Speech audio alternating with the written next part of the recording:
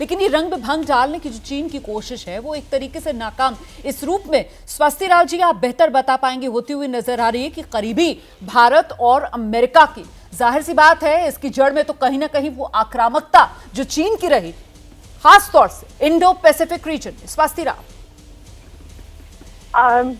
जी देखिए, इस वक्त जो हमें इस सारी चीज को एक लार्जर जियोपॉलिटिकल कॉन्टेक्स्ट में समझना जरूरी है कि दुनिया भर के जो तमाम देश हैं उनका एक ट्रेड डिपेंडेंस है चाइना के साथ, ये बात भी सच है, और वो चाइना से डीकपल नहीं कर सकते। हालांकि डीरिस्क करने की जद्दोजहद चल रही है, आप तमाम इसके बारे में सुनते होंगे,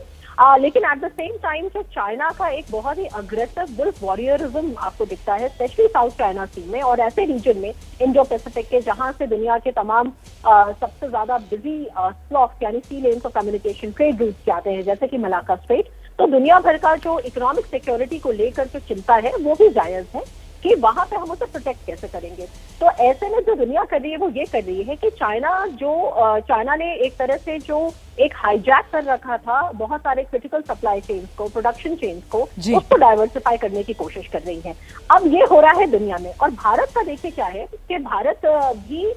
इस वक्त, दुनिया तो मल्टीपोलर हो चुकी है, लेकिन इस वक्त भारत जो है वो ये चाहता है कि एशिया भी मल्टीपोलर ही बना रहे, क्योंकि एशिया में जो चीन का बढ़ता डोमिनेशन है भारत उसको काउंटर करना चाहता है। पहले हम ये चीज रशिया के थ्रू करते थे, अभी भी करते हैं, लेकिन यूक्रेन वॉर के बाद जो रशिया के एक इंटरनेशनल, मैं कहूंगी कि जो कैपेबिलिटी है, जो इंटरनेशनल रेपुटेशन है, उसमें कहीं ना कहीं डेफिनेटली डैमेज हुआ है, क्योंकि ये वॉर लंबी चल रही है और वेस्ट से कट गया है रशिया, और बहुत सारे इंटरनल प्रॉब्लम्स भी हैं। तो ऐसे में अब भारत का जो मल्टी अलाइनमेंट है उसका लॉजिक ये है कि भारत अपना मल्टी अलाइनमेंट उधर रशिया से बना के रखे, सेंट्रल एशिया में बना के रखे, जो हम करते हैं।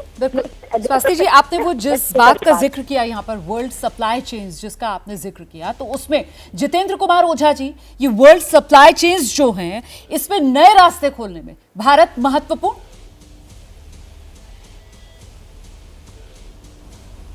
बिल्कुल, भारत बहुत महत्वपूर्ण कदम उठा सकता है। आप देखें कि जो भी कटिंग एज टेक्नोलॉजीज़ हैं वो बड़े रेयर अर्थ एलिमेंट्स कहते हैं, REEs कहते हैं, उस पर डिपेंड करती है, और आज की तारीख में चीन ने ऑलमोस्ट 80% इसको मोनोपोलाइज कर लिया है। अफ्रीका की जो हम बात करते हैं, बहुत साल दुनिया ने इसको इग्नोर किया, लेकिन इस शताब्दी की शुरुआत से ही चीन जो है अफ्रीका में जाता है, सेंट्रल एशिया में जाता है, कई एक एरियाज़ में जाता है, और आप देखें तो एक तरीके से मोनोपोलिस्टिक एक्सेस जो है उसने बना रखी है। इवन जो F-35 एयरक्राफ्ट बनता है तो उसमें कहते हैं कि 920 पाउंड जो REE का सप्लीमेंट है वो चाइना से आता है। तो कई जगह इस तरीके से सप्लाई चेन पे ब्लॉक करके, और चाइना ने क्या काम किया कि ये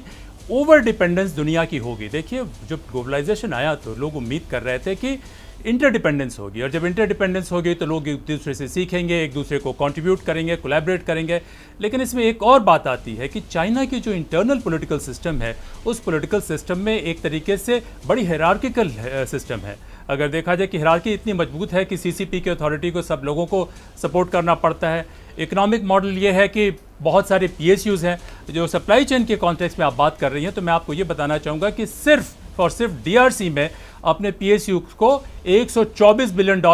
चीन ने दिया है कुछ स्पेसिफिक मिनरल्स को माइन करने के लिए। और इस तरीके से जो भी क्रिटिकल मिनरल्स हैं, जिसमें चाहे वो सेमीकंडक्टर हो या जो कटिंग एज टेक्नोलॉजीज हो, सारे जगह चाइना ने एक तरीके से ऐसी मोनोपोली कर ली है कि पूरी इनोवेशन दुनिया की चाइना के ऊपर डिपेंड होगी, और ये सिचुएशन सभी के लिए खतरनाक है given the kind of political system China has. Absolutely sir, जो बात आप कह रहे हैं मुनी सर, आपने सही कहा कि साहब बाइडेन साहब से दोस्ती का रिश्ता जो है वो हमारा बहुत पुराना है, वो न्यूक्लियर डील के समय पर जाता है। लेकिन यहाँ अब जिस तरीके से चीन की आक्रामकता, जिस तरीके से रूस यूक्रेन युद्ध, उसके बाद चीन रूस की एक तरीके की गोलबंदी, तो ये चिंताएं भी अब जैसे जैसे समय गुजर रहा है, जिस तरीके से वैश्विक ऑर्डर जो है वो बदल रहा है, वो भारत और अमेरिका की साझी, इसी वजह से ये साझेदारी और बढ़ती हुई और मजबूत होती हुई सर।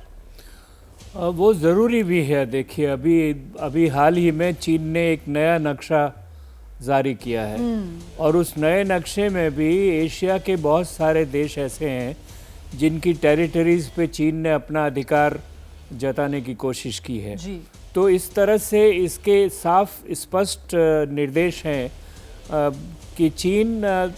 एशिया के ढांचे को कम से कम बदलना चाह रहा है,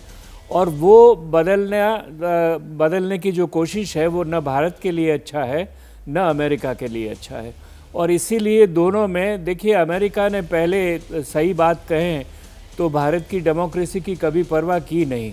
और न कभी भारत का जो उभरता हुआ मार्केट है, व्यापार है, व्यापार का केंद्र बन सकता है, बाज़ार बन सकता है, उसकी भी बहुत पहले परवाह नहीं की उन्होंने। लेकिन जब चीन से उनको चुनौती मिली और वो 2001 से बहुत स्पष्ट होने लगी,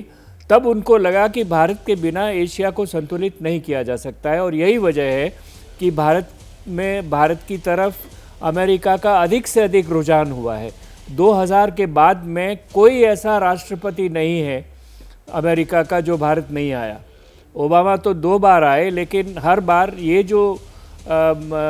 कंसंट्रेशन है हिंदुस्तान के ऊपर, भारत के ऊपर, उसकी सबसे बड़ी वजह ये है कि अमेरिका परेशान है चीन को लेकर। उसमें बाज़ार का मुद्दा भी है, उसमें भारतीय जो अमेरिका में रहते हैं वो मुद्दा भी बड़ा है, लेकिन चीन की समस्या एशिया के लिए बड़ी है। और ये कोशिश हो रही है कि दूसरे सभी देश मिलकर, आसियान हो, अमेरिका हो, भारत हो, जापान हो, कोरिया हो, ऑस्ट्रेलिया हो, वो सभी मिलकर इस संतुलन को बनाए रखें और किसी तरह से यहाँ के देशों को कोई नुकसान नहीं हो। बिल्कुल सर, जिस बात का आप जिक्र कर रहे हैं ना, ये बड़ा गंभीर मुद्दा है, इसी पर आगे चर्चा बढ़ाएंगे। जैसे ही घड़ी का काटा दोपहर 2:30 पे आए, बबीता जी का दिल सास बहू साजिश के लिए मचल जाए। और ये है इनकी बहू, पूरे दिन ऑफिस की टेंशन हो जाए गॉन जब ये करें अपना फेवरेट शो फ्री टाइम पे ऑन।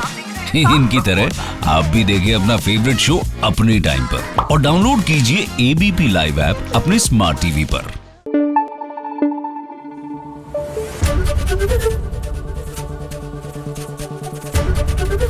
एबीपी न्यूज आपको रखे आगे।